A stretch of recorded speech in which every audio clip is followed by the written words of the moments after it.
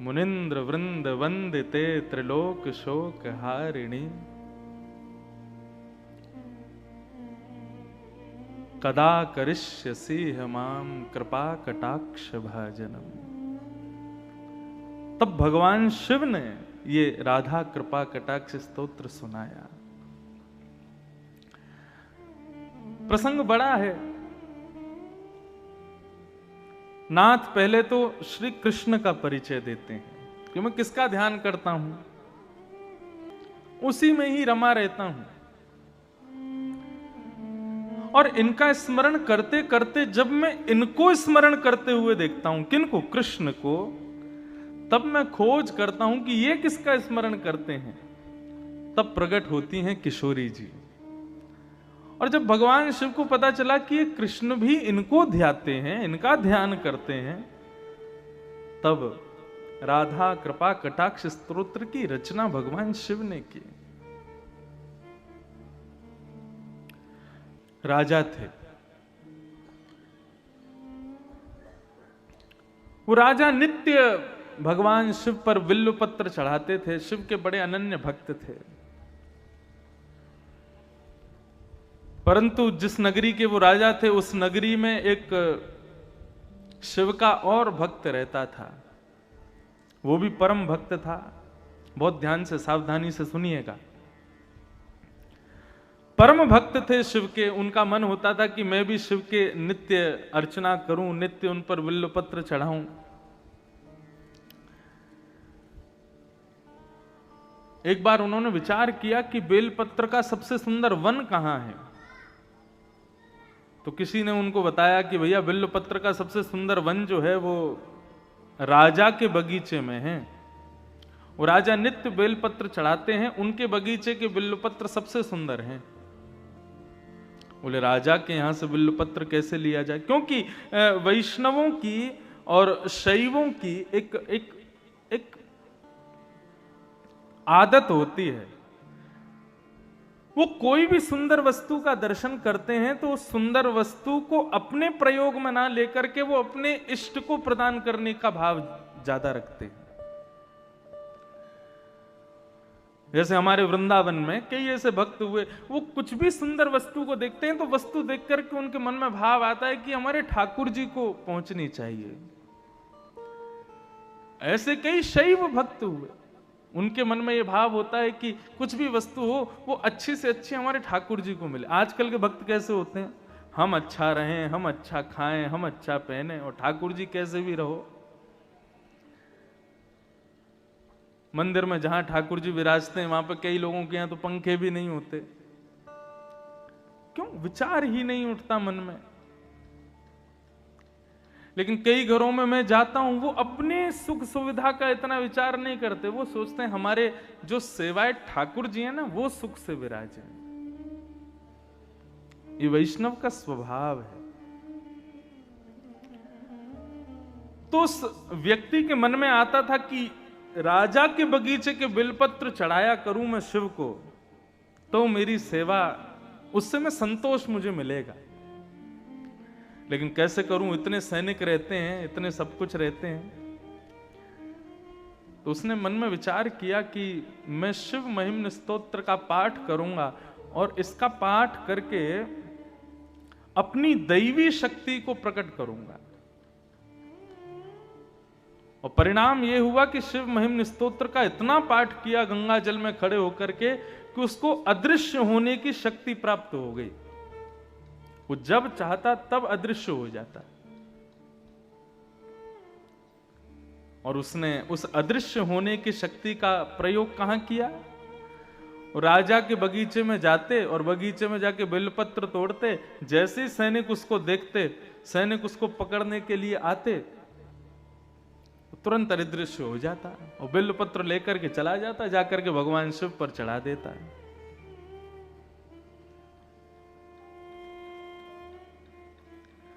राजा को बड़ी चिंता हुई कि मैं इतने बिल्वपत्र अपने बगीचे में उगाता हूं शिव की आराधना के लिए, और ये व्यक्ति अपनी दैवी शक्ति से अदृश्य होकर के सारे पत्रों को ले जाता है, मुझसे पहले चढ़ा देता है। मेरा बगीचा, मेरी मेहनत और बिल्वपत्र चढ़ाता कोई और है। राजा ने ये चिंता जाकर के अपने गुरुदेव को बताई। तो इनके गुरुदेव ने आज्ञा की कि भैया देखो, ये जितनी भी दैवी शक्तियां होती हैं, इनका नाश कब होता है? कुसंग से नाश होता है, दूषित भोजन करने से नाश होता है, दूषित क्रियाएं करने से नाश होता है, और सबसे सहज नाश होता है ठाकुर जी के निर्माल्य पर यदि पैर पड़ जाए तो भी हमारी दैवी शक्तियां नष्ट हो जाती हैं। निर्माल्य मतलब ठाकुर जी के गले में चढ़ा हुआ पुष्प है, पत्र है, प्रसाद है, यदि उस पर आपका पैर लग गया तो पैर लगते ही आपकी दैवी शक्ति नष्ट हो जाएगी। हाँ, केवल इतना है कि जहां मंदिर परिसर है, मंदिर परिसर में अगर चढ़ जाए, पैर कहीं लग जाए ठाकुर जी के निर्माल्य पर, तो दोष नहीं है। मंदिर से बाहर यदि ठाकुर जी के निर्माल्य पर आपने पैर रख दिया तो वो घातक है। आप नेत्र बंद करते हो, ठाकुर जी प्रकट हो जाते हैं, उनका दर्शन होता है, यह भी एक दैवी शक्ति है। लेकिन आपकी भक्ति में, आपकी सेवा में यदि लेश होने लग जाए तो समझ लेना आपने कहीं ना कहीं अपराध तो किया है, किसी निर्माल्य पर चरण तो रखा है।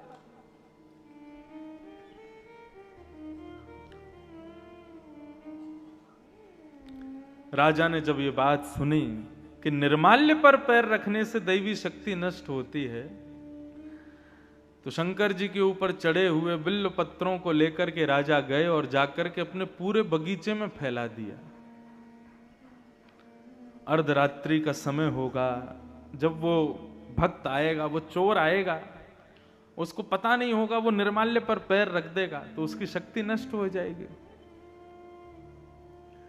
अर्धरात्रि का समय, नित्य की सेवा के लिए, बिल्व पत्र तोड़ने के लिए जैसे ही बगीचे में उसने प्रवेश किया, उसको पता नहीं था, शिव पर चढ़े हुए निर्माल्य पर जैसे ही चरण रखा, उसकी अदृश्य होने की शक्ति नष्ट हो गई। उसको पता नहीं था अभी तक, वो तो दिखाते हुए जाता था, जब सैनिक पकड़ने आते थे तब अदृश्य होता था।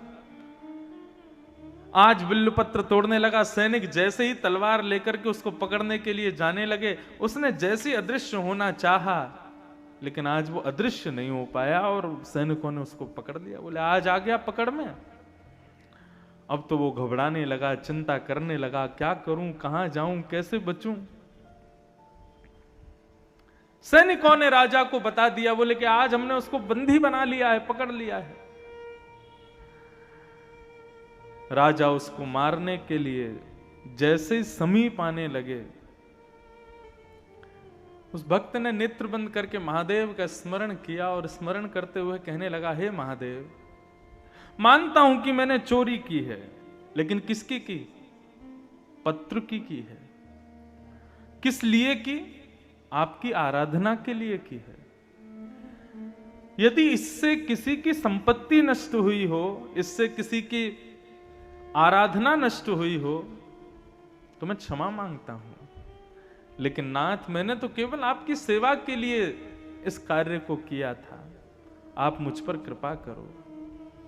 और नेत्र बंद करके महादेव का स्मरण करते हुए वहीं खड़े खड़े शिव महिम्न स्तोत्र का गान करना प्रारंभ किया। गान करते करते करते करते करते जैसे ही महिम्न स्तोत्र विराम हुआ, राजा ने जाकर के अपनी तलवार से उस पर प्रहार करना चाहा। स्तुति का विराम होते ही उसकी जो अदृश्य होने की शक्ति थी वो पुनः प्रकट हो गई और वो वहां से अदृश्य होकर के महादेव के पास चला गया। कहने का अभिप्राय क्या है? ये इतनी बड़ी कथा मैंने क्यों सुनाई? शिव महिम्न स्तोत्र में इतनी शक्ति है। यदि आप नित्य श्रावण मास में गंगा में कंठ भर जले में खड़े होकर के नित्य 108 शिव महिम्न स्तोत्र का गान करो, पाठ करो, मन चाही सिद्धि प्राप्त कर सकते हो। यहां तक कि अदृश्य होने तक की सिद्धियां प्राप्त हो जाती हैं शिव महिम्न स्तोत्र से। ऐसे स्तुतियों के राजा हैं शिव महिम्न स्तोत्र, लेकिन वो शिव भी किसकी आराधना करते हैं? हमारे श्री कृष्ण की, हमारी श्री किशोरी जी की आराधना करते हैं, हमारी श्री लाडली जी का नाम गाते हैं।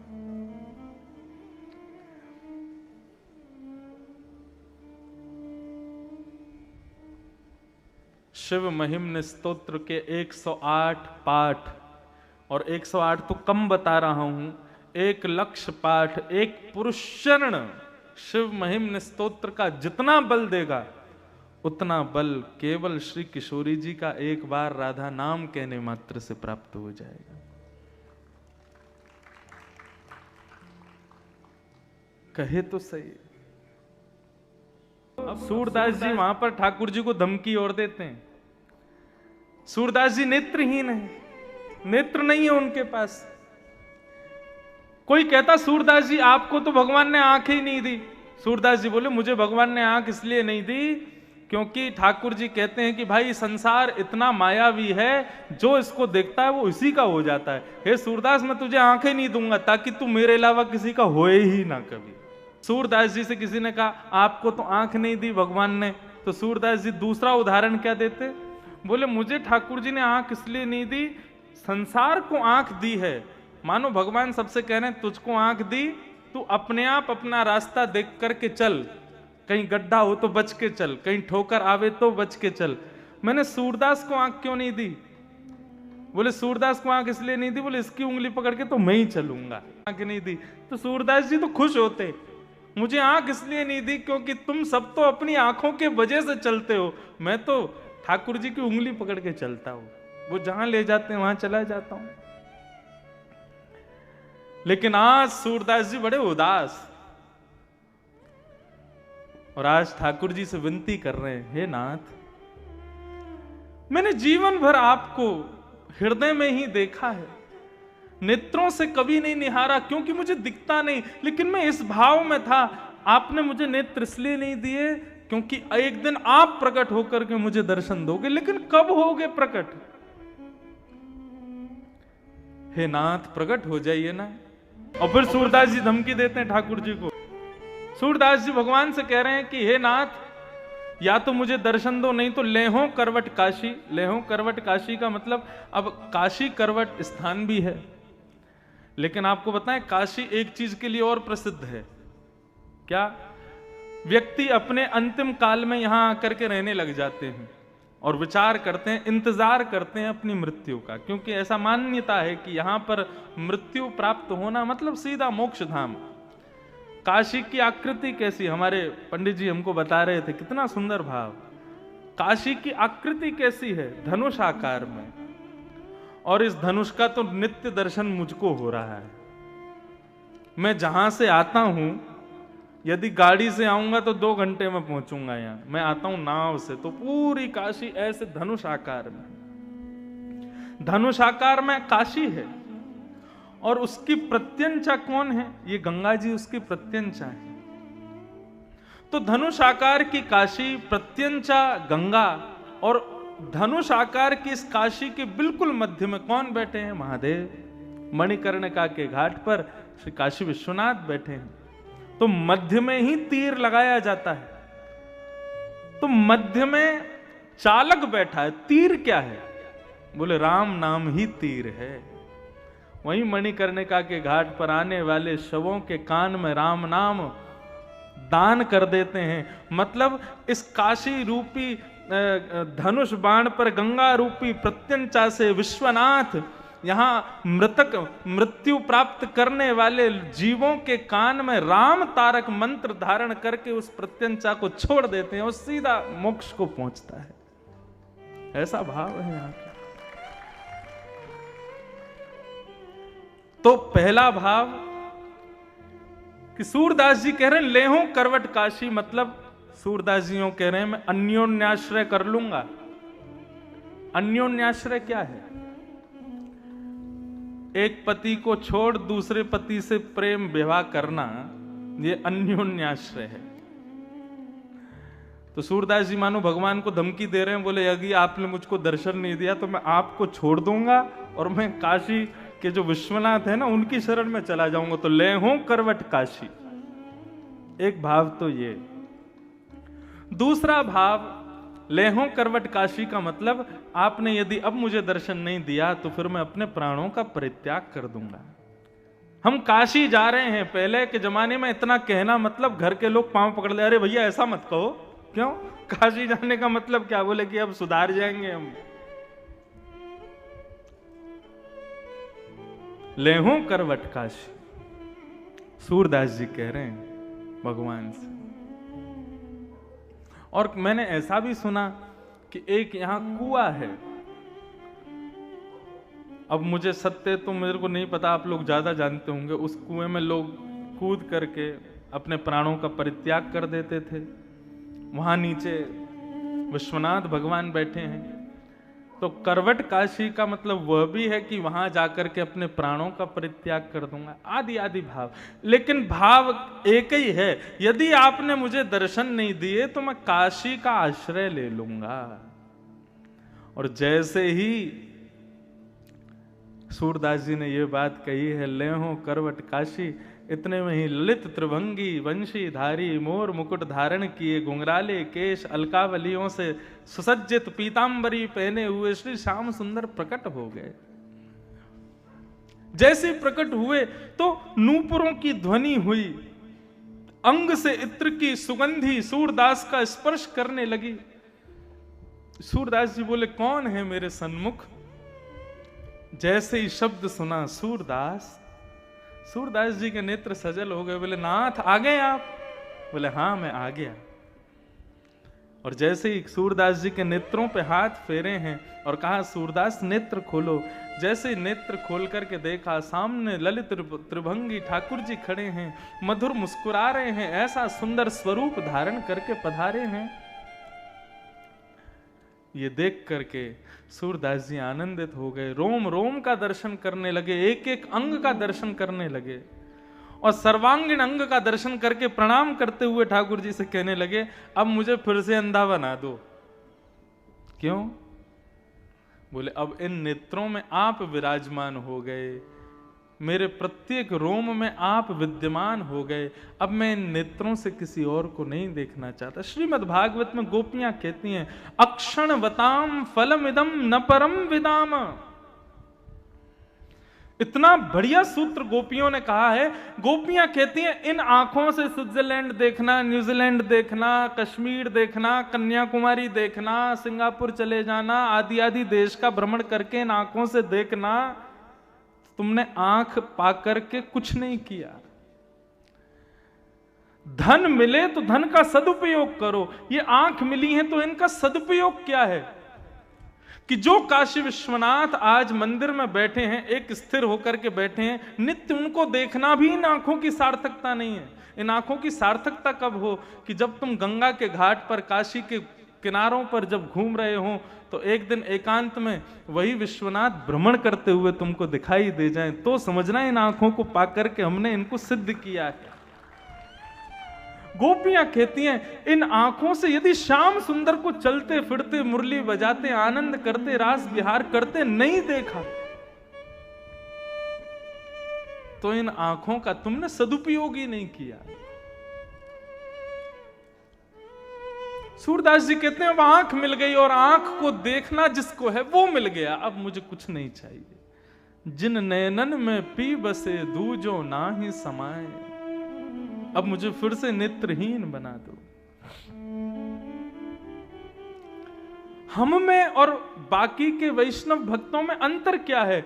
हम अपनी प्रत्येक इंद्रिय से संसार को भोगना चाहते हैं। आंखों से सुंदर देख लें, जीभ से सुंदर खा लें, कानों से सुंदर सुन लें, त्वचा का सुंदर से सुंदर स्पर्श कर लें। इसी की भागदौड़ में हम लोग दिन भर लगे हैं। लेकिन जिस दिन आपकी प्रत्येक इंद्रिय या तो हरि या फिर हर के लिए ही प्रयोग करे अपना, उस दिन समझना कि हम पर कृपा हुई है।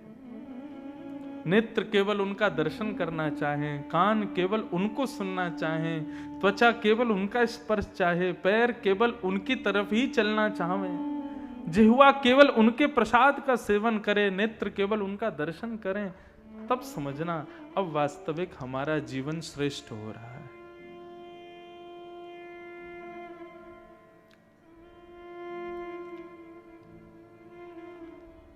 तो ऐसे शिव जो नित्य श्री किशोरी जी का स्मरण करते हैं, हरिराम व्यास जी इतने विद्वान थे कि वे जहां जाते थे वहां के विद्वानों को चुनौती देते थे कि मुझसे शास्त्रार्थ करो, और जिसको बुलाते उसी को हरा देते। बहुत ध्यान से सब लोग इधर देखो, सावधानी से सुनो। काशी में रहने वालों, आपका रहना यहां सार्थक तब होगा जब आपको वृंदावन जाने की इच्छा प्रकट हो जाए। कैसे? सुनो। तो श्री हरिराम व्यास जी ने मन बनाया कि अब मैंने पूरे विश्व भर के विद्वानों को हरा दिया, लेकिन अब बारी है काशी की। काशी विद्वानों की भूमि है, विद्वानों में सर्वश्रेष्ठ है। यहां के विद्वानों को यदि हराया तो लोग मानेंगे कि हां मैं विद्वान। हरिराम व्यास जी अपने सब चेले चपाड़ों के साथ में काशी आ गए, और काशी में आकर के महाराज उन्होंने ऐलान कर दिया कि यहां के जितने विद्वान हैं सबको चुनौती देता हूं। उत्तर मीमांसा, पूर्व मीमांसा, 4 वेदों में से किसी भी भाव को, किसी भी पुराण को, किसी भी उपनिषद को लेकर के आओ, शास्त्रार्थ करो, मुझे हरा करके दिखाओ, तो मानूंगा मैं काशी विद्वानों की भूमि है। जब यहां के विद्वानों ने उनकी चुनौती सुनी तो आपस में सबने मीटिंग की, बोले कि भैया कौन जाएगा? सबने कहा, बोले हरिराम व्यास जी साधारण नहीं है, हमने इनका शास्त्रार्थ देखा है, ये अच्छों को हरा देते हैं। हारने में कोई बुरी बात नहीं है, शास्त्रार्थ में तो हारा ही जाता है, कोई ना कोई हारेगा। लेकिन बात यह है कि उन्होंने विद्वानों को नहीं, काशी को चुनौती दी है। यदि हम में से कोई हारा तो काशी की हार होगी, वाराणसी की हार होगी। तो क्या करें? बोले वाराणसी के राजा के पास चलो। कौन है राजा? बोले विश्वेश्वर। पहुंच गए सब, विश्वनाथ से जाकर के रात्रि प्रार्थना करने लगे, हे विश्वनाथ कृपा करो, ये आए हैं हरिराम व्यास जी, इनसे हमको बचाओ। सब ब्राह्मणों ने जाकर के प्रार्थना की। ब्राह्मण तो प्रार्थना करके चले गए, लेकिन आधी रात में शंकर जी हों चाहे हमारे कन्हैया हों, ब्राह्मणों को दुखी नहीं देख सकते। वैष्णवानाम यथा शंभु, वैष्णवों में तो सर्वश्रेष्ठ हैं शंभु, और वैष्णवों के सर्वधन हैं शंभु। भगवान शिव ने मन में विचार किया, बोले कि भैया काशी की रक्षा की, अब हमारे ऊपर नौक आ गई है। आधी रात में ही एक दीनहीन से ब्राह्मण का भेष धारण किया भोलेनाथ ने, और एक दीनहीन से ब्राह्मण बनकर के, बिल्कुल सादा सरल से ब्राह्मण बनकर के पहुंच गए हरिराम व्यास जी के पास। हरिराम व्यास जी के चेला खड़े थे बाहर, उनसे जाकर के कहा कि महाराज मैं काशी का ब्राह्मण हूं, हरिराम व्यास जी से कुछ पूछने आया हूं। बालकों ने जाकर के बताया, बोले महाराज काशी का कोई विद्वान आया है, देखने में तो दीनहीन सा है, लेकिन ब्राह्मण है, विद्वान ही होगा। हरिराम व्यास जी तुरंत उठ करके बैठ गए, बोले बुलाओ, शास्त्रार्थ की सब तैयारियां करो। भगवान शिव भीतर गए और जाकर के हरिराम व्यास जी को प्रणाम करके बैठ गए। तो हरिराम व्यास जी ने कहा, शास्त्रार्थ करने आए हो? शंकर जी बोले, नहीं नहीं, मैं तो शास्त्र ही नहीं जानता, तो अर्थ क्या करूंगा, मुझे तो कुछ भी नहीं पता। मैंने सुना है आप बहुत विद्वान हैं, तो एक प्रश्न था मन में, उसका उत्तर जानने आया हूं। हरिराम व्यास जी बोले, ये कोई समय उत्तर पूछने का? सुबह आना चाहिए था, इस समय तो हम शास्त्रार्थ के लिए बैठे हैं। बोले अच्छा, तो आप मेरे प्रश्न का उत्तर दे दीजिए, उसके बाद हम शास्त्रार्थ कर लेंगे। बोले पूछो, क्या है तुम्हारा प्रश्न? भगवान शिव बोले महाराज मैं ये जानना चाहता हूं कि विवेक किसे कहते हैं। हरिराम व्यास जी बोले, विवेक जानने आए हो? बोले हाँ, मैं ये जानने आया हूं विवेक कहते किसको हैं। कथाओं में सुना है, बिनु सत्संग विवेक न होई, राम कृपा बिन सुलभ न सोई। राम जी कृपा करके विवेक देते हैं, तो ये विवेक क्या है, मुझे विवेक के बारे में बताइए। हरिराम व्यास जी बोले, विवेक का मतलब होता है सद असद का ज्ञान होना, सही गलत की पहचान होना।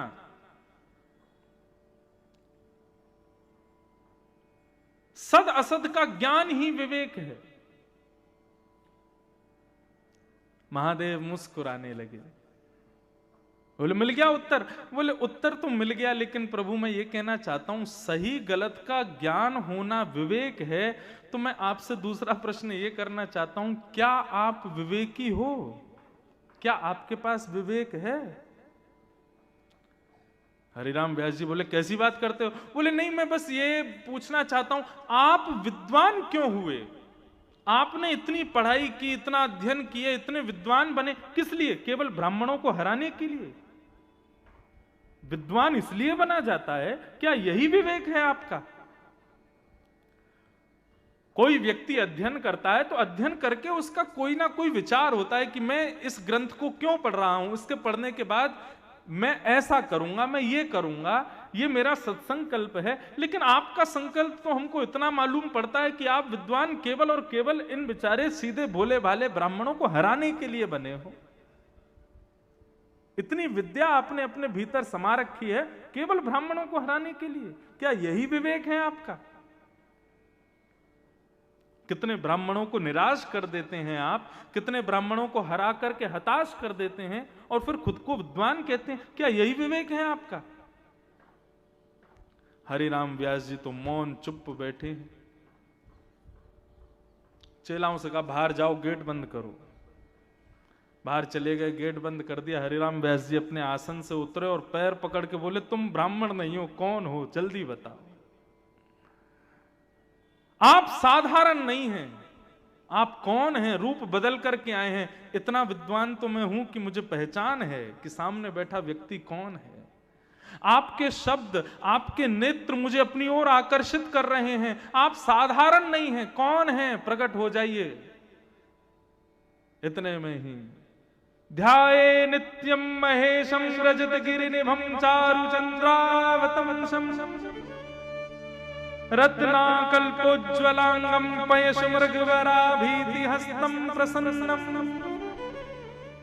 पद्मासीनं समन्तास्तु सममरगणैः व्याधिकृत्यं वसानं विश्वाद्यं विश्ववन्दनं अखिलभयहरं पंचवक्त्रं त्रिनेत्रम्।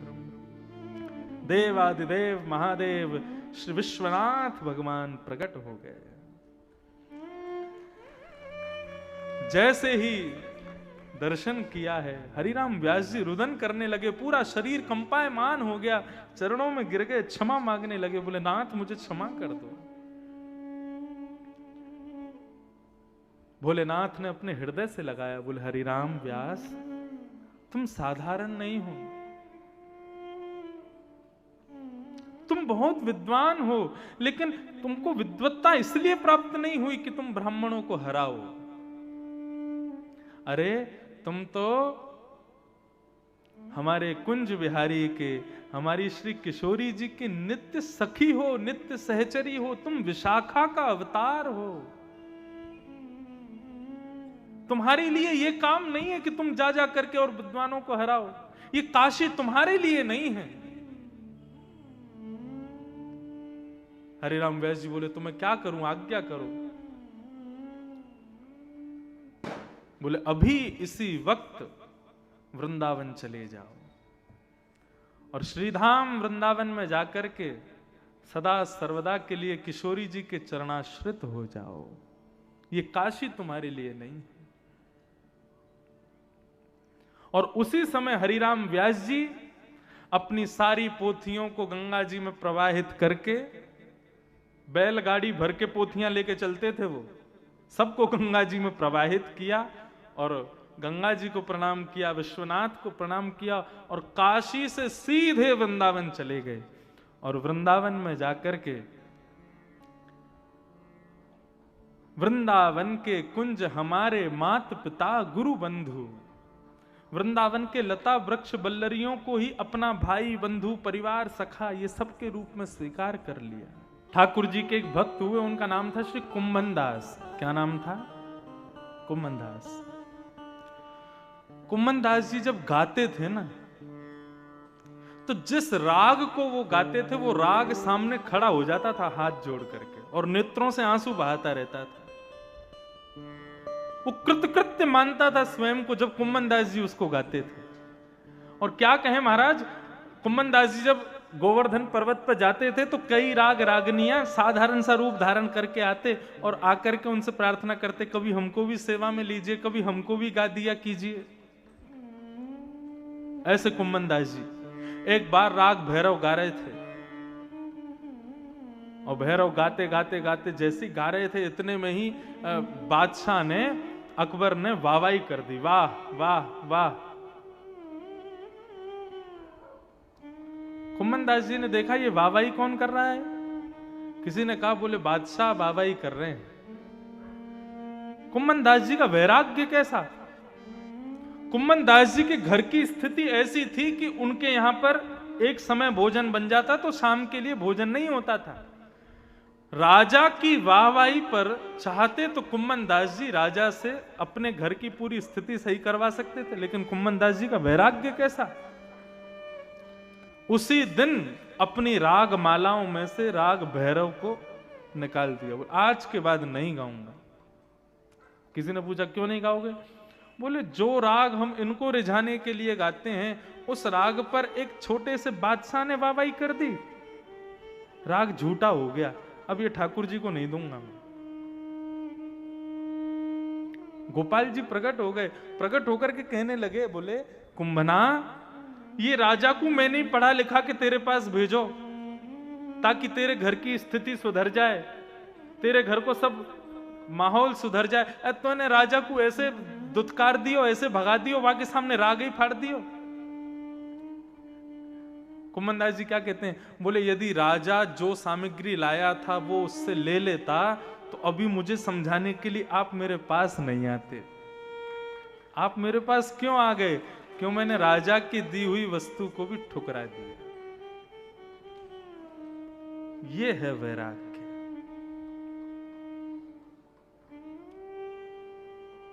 बहुत ऊंची स्थिति है, यहां हम सुन ही सकते हैं, इन स्थितियों को कर नहीं सकते। हमारी गायकी पे छोटा सा विधायक वाहवाही कर दे तो हम उसके पीछे पीछे होलेंगे, और विधायक जी हमारा ये काम करवाया, विधायक जी। बादशाह वाहवाही कर गया कुम्मन दास जी के गायन पर, भक्ति महारानी कष्ट में आ गई। नारद जी महाराज ने कहा, देवी तुम चिंता मत करो, तुम्हारा जो भी कष्ट है मैं उसको दूर करूंगा। और नारद जी महाराज सत्कर्म ढूंढते ढूंढते बद्रीनाथ पहुंचे और बद्रीनाथ में जाकर के सनक सनंदन सनत कुमारों को ये बात बताई कि महाराज भक्ति ज्ञान वैराग्य की पीड़ा दूर कीजिए। भक्ति तो युवा है लेकिन उसके दोनों बालक ज्ञान वैराग्य बुढ़े हो गए हैं। ये कैसे संभव हो सकता है कि मां युवा बालक वृद्ध, इस क्रम को ठीक कीजिए भगवान। तब सत्कर्म के रूप में 5 सत्कर्म बताए सनत कुमारों ने, और 5 प्रकार के यज्ञों का वाचन किया।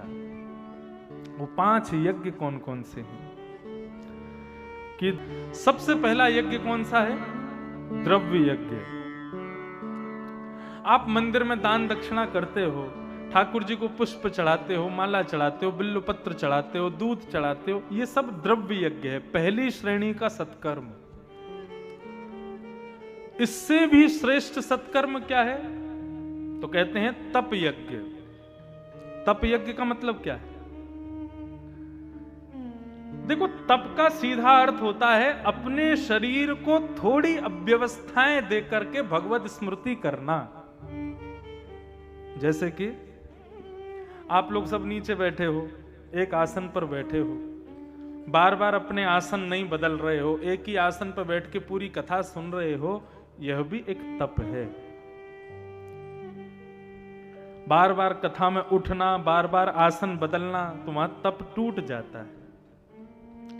शरीर को व्यवस्थाओं से विमुख करना और फिर भगवत आराधन करना, उसी को तप कहते हैं। तो ठाकुर जी पर दूध चढ़ाना, बिल्वपत्र चढ़ाना, आदि आदि चढ़ाना, ये तो एक निम्न कोटि का तप है, निम्न कोटि का यज्ञ है। उससे श्रेष्ठ यज्ञ क्या है, बोले तप यज्ञ। एक आसन में बैठ करके हरि स्मृति करना, हरि कथा करना, हरि कथा श्रवण करना, आदि आदि ये सब भाव, ये तप यज्ञ। दूसरा यज्ञ। तीसरा यज्ञ कौन सा है? बोले योग यज्ञ है। योग का अर्थ क्या है? योग का अर्थ होता है मिलना। हम किससे संबंध रखते हैं? वैष्णवों से संबंध रखते हैं, भक्तों से संबंध रखते हैं, जिसके सिर पर उर्ध्वपुंड है, त्रिपुंड है, उससे संबंध रखते हैं। जो ठाकुर जी की आराधना करता है, ठाकुर जी की भक्ति करता है, ठाकुर जी का नाम गान करता है, उससे संबंध रखते हैं। यह योग यज्ञ है। जो हरि का नहीं वो हमारा नहीं, ऐसी भावना। अच्छा, इस भावना को भी बहुत ध्यान से सुनिए। आप घर में रहते हैं, घर के कई सदस्य हरि के नहीं हैं, तो वो आपके भी नहीं हैं। वैसे तो आज्ञा शास्त्र की यही है, गुरु को छोड़ो, पत्नी को छोड़ो, पति को छोड़ो, माता पिता को छोड़ो, यदि वो भगवत मिलन में बाधा बनते हो तो। लेकिन यहां पर एक चीज होती है, क्या? व्यवहारिक धर्म नष्ट हो जाता है, और व्यवहारिक धर्म नष्ट करना भी एक प्रकार से पाप है। तो फिर क्या किया जाए?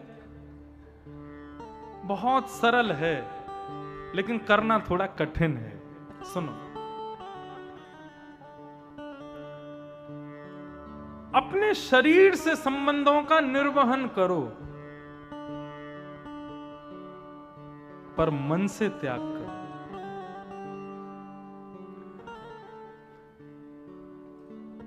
अभी विदेश यात्रा पर था मैं, वहां कई लोग मिले। वो बोले, महाराज जी हम बहुत भक्ति करते हैं, लेकिन हम ऐसे देश में रहते हैं, यहां पर हमारे पास 4 लोग बैठे हैं, तो वो 4 लोग भी गौ मांस भक्षी हैं, उल्टा सीधा खाते हैं, उल्टे सीधे रहते हैं। क्या करें? उनका संग तो करना पड़ता है। मैंने कहा देखो, हमारे शास्त्राज्ञा करते हैं कि हमारे धर्म में शारीरिक उपस्थिति से ज्यादा मानसिक उपस्थिति को ज्यादा श्रेष्ठ माना जाता है। आप शरीर से कहीं उपस्थित हो, लेकिन मन से उपस्थित नहीं हो, तो आपकी उपस्थिति दर्ज नहीं होगी। लेकिन आप कहीं शरीर से नहीं हो, मन से वहीं का स्मरण कर रहे हो, तो आपकी उपस्थिति नित्य मानी जाएगी। जैसे हमारे यहां गाते हैं, प्यारे राधा वल्लभ लाल, मन रखियो अपने चरणन में। हम भले ही तन से काशी में रहें, लेकिन हे राधा वल्लभ लाल, हमारे मन को सदा अपने चरणों में रखना। तुम मन से यदि नित्य गंगा के तट पर बैठ कर के भी आप वृंदावन का स्मरण करते हो, तो आपके बही खाते में, आपके जीवन खाते में आपकी नित्य की उपस्थिति काशी की ना होकर ब्रज की मानी जाएगी। क्यों? बोले तन से भले ही कहीं भी बैठे थे, लेकिन मन से तो नित्य वृंदावन का स्मरण करते थे। तो हमारे यहां तन की उपस्थिति को श्रेष्ठता नहीं मानी गई, मन की उपस्थिति को श्रेष्ठता दी गई है। मतलब आप तन से संबंधों का निर्वहन करो, लेकिन मन से ना करो। तो मन से जो काम नहीं किया है वही श्रेष्ठ माना जाएगा। हरि विमुख करने वाले यदि परिवार के भी हैं, तो तन से तो संबंध निभाओ, मन से मत निभाओ बस। लेकिन वो मन का त्याग तन पर हावी नहीं होना चाहिए, वो तन पर दिखना नहीं चाहिए। बहुत कठिन है। या तो देखो मीराबाई जैसे हो जाओ, या तो तुलसीदास, रैदास, सूरदास आदि जैसे हो जाओ, बिल्कुल सबको छोड़ छाड़ के चले जाओ। लेकिन सबके बीच में रह रहे हो तो फिर तन के संबंधों को निभाओ, मन से भले ही मत निभाओ। तन के संबंधों का निर्वहन करना चाहिए। ये बात हम क्यों बता रहे हैं? योग यज्ञ। योग यज्ञ का मतलब उनसे संबंध बनाओ जो ठाकुर जी से संबंध रखते हो। द्रव्य यज्ञ, तप यज्ञ, योग यज्ञ, और उसके बाद चौथा आता है स्वाध्याय यज्ञ। आप नित्य काशी विश्वनाथ दर्शन करने जाओ, उसका जो फल मिलेगा, और नित्य काशी ना विश्वनाथ का दर्शन ना करके नित्य अपने घर में बैठ करके कभी शिव महापुराण का स्तुति पाठ करो, कभी भागवत महापुराण का पाठ करो, कभी रामचरितमानस का पाठ करो, तो काशी के नित्य दर्शन करने से ज्यादा आपको प्राप्त होगा फल, यदि आप स्वाध्याय करते हो।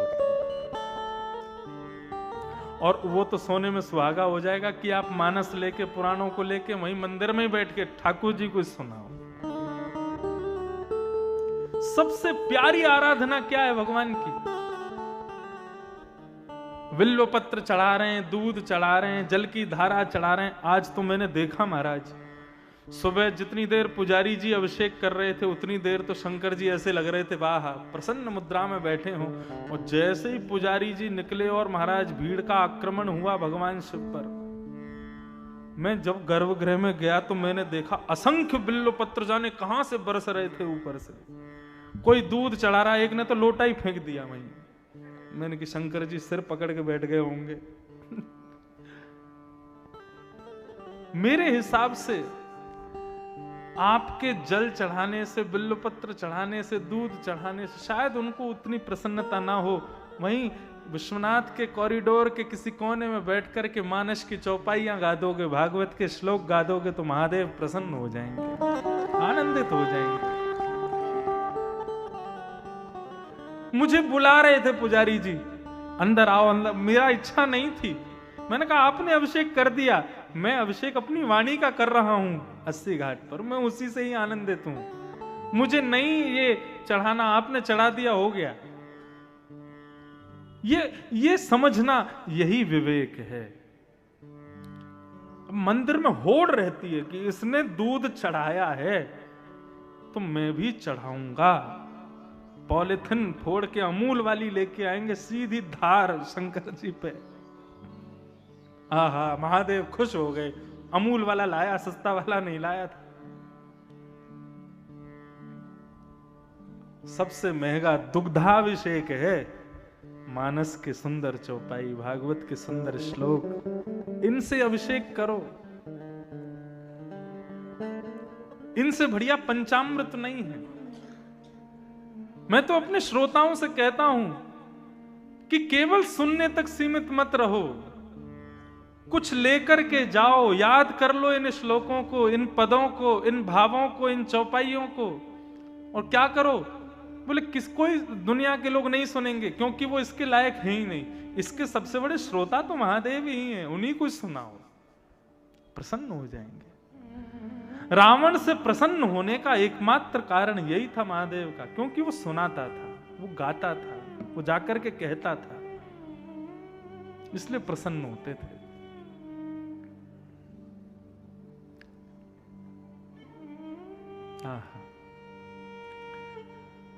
तो द्रव्य यज्ञ, तप यज्ञ, योग यज्ञ, और चौथा है स्वाध्याय यज्ञ। और पांचवा यज्ञ क्या है? शुकाचार्य जी ने जो गीत गाया श्रीमद् भागवत का, इस भागवत की कथा सुनना, इससे बड़ा सत्कर्म दुनिया में कुछ नहीं है। ये मैं नहीं कह रहा हूं, स्वयं भागवत कह रही है। 4 यज्ञ बताए, द्रव्य यज्ञ, तप यज्ञ, योग यज्ञ, स्वाध्याय यज्ञ, और सबसे बड़ा यज्ञ क्या बताया? बोले शुकाचार्य जी के द्वारा कही गई भागवत को श्रवण करना, ये सबसे बड़ा यज्ञ है। इसको करने मात्र से सारे यज्ञ प्राप्त हो जाते। नारद जी महाराज को सनत कुमारों ने कहा कि नारद, यदि तुम चाहते हो कि भक्ति ज्ञान वैराग्य का कष्ट दूर हो तो श्रीमद् भागवत की कथा कराओ। नारद जी हंसने लगे, बोले महाराज आप क्या कह रहे हैं? भागवत में इतनी सामर्थ्य है कि वो ज्ञान वैराग्य को पुनः युवान कर देगी। अरे मैंने साक्षात वेद सुना दिया, मैंने साक्षात गीता सुना दी, उससे कुछ प्रभाव नहीं हुआ तो भागवत से कैसे प्रभाव हो जाएगा? बहुत सुंदर बात कहते हैं सनत कुमार। सनत कुमार कहते हैं, कितना अच्छा तथ्य दिया है यहां पर सनत कुमारों ने। आहा, मजा आ गया सुन के। क्या कहते हैं? बोले आप कहते हो कि आपने भक्ति ज्ञान वैराग्य को वेद सुना दिए, तो जो काम वेद नहीं कर पाए वो भागवत कैसे करेगी? बंधुओं, वेद में और भागवत में अंतर क्या है? वेदों से ही प्रकट हुई है भागवत। चतुर्वेद, ऋग्वेद, यजुर्वेद, सामवेद, अथर्ववेद, उनका ही अर्थ है श्रीमद् भागवत। तो यहां पर इतनी अच्छी बात कहते हैं, बोले कि देखो भाई, भागवत इसलिए श्रेष्ठ है क्योंकि तुमको यदि दिया जलाना है तो दिया दूध से नहीं जलेगा, जबकि दूध में घी होता है। लेकिन फिर भी आप दूध से दिया नहीं जला सकते। यदि आपको दिया जलाना है तो दूध को बासा करना पड़ेगा, जब वो दही बन जाएगा तो उसको मथना पड़ेगा, जब उसको मथोगे तो नीचे छाछ रह जाएगी, ऊपर मक्खन आएगा, उस मक्खन को घी बनाना पड़ेगा, जब वो घी बन जाएगा तब उसको दिए में डालोगे, अग्नि प्रज्वलित करोगे, दिया जल जाएगा। आपके एक हाथ में एक गिलास दूध दे दिया जाए, दूसरे हाथ में एक गिलास घी दे दिया जाए और कहा जाए एक को छोड़ना पड़ेगा, किसको छोड़ोगे? किसका त्याग करोगे? दूध का कि घी का? दूध का कर दोगे। क्यों? घी उसका तत्व है, घी मूल्यवान है, घी वो प्रदान कर सकता है जो दूध में शक्ति नहीं है। तो श्रीमद् भागवत, वेद क्या है? बोले वेद दूध है और श्रीमद् भागवत उसी दुग्ध से प्रकट हुआ घी है। ये जीवात्मा रूपी दिए जो हैं, ये जीवात्मा रूपी, श्रोता रूपी दिए जितने भी बैठे हैं, इनको दूध से प्रज्वलित करना चाहोगे, कभी नहीं हो पाएंगे। इनको प्रज्वलित करना है तो उसके लिए घी ही डालना पड़ेगा, और श्रीमद् भागवत घी है। तभी देव आनंदित होते हैं जब घी का दिया जलता है। श्रीमद् भागवत घी के समान। भूख लगने पर आम के वृक्ष को खाओगे तो ना तो पेट भरेगा ना स्वाद आएगा, लेकिन उस वृक्ष पर ही प्रकट होने वाले आम को खाओगे तो पेट भी भर जाएगा, स्वाद भी आ जाएगा। वृक्ष वेद हैं और उन वृक्षों का पका हुआ फल श्रीमद् भागवत है। निगम कल्प तरोर गलितम फलम सुखमुखाद अमृत द्रव संयुतम पिबत भागवतम रसमालयम मुहुरहो रसिका भुवि भावुका। कल्प तरोर गलितम फलम, पका हुआ फल है श्रीमद् भागवत वेद का, इसका सेवन करो। तब नारद जी की दृष्टि खुली। नारद जी ने कहा अब तो भागवत की कथा ही करानी है। कहां कराई जाए? बोले आनंद नाम के वन में कराओ। गंगा द्वार समीपे तू टटमानंद नामकम, हरिद्वार से पहले एक आनंद नाम का वन पड़ेगा जिसको ऋषिकेश कहते हैं, वहीं पर यह भागवत की कथा कराओ। और भागवत की कथा करेगा कौन? बोले व्यास तुम खुद खोज के लाओ। नारद जी बोले अब आपने स्थान बताया, आपने भागवत का मार्ग बताया, कथा भी आप ही सुनाओ।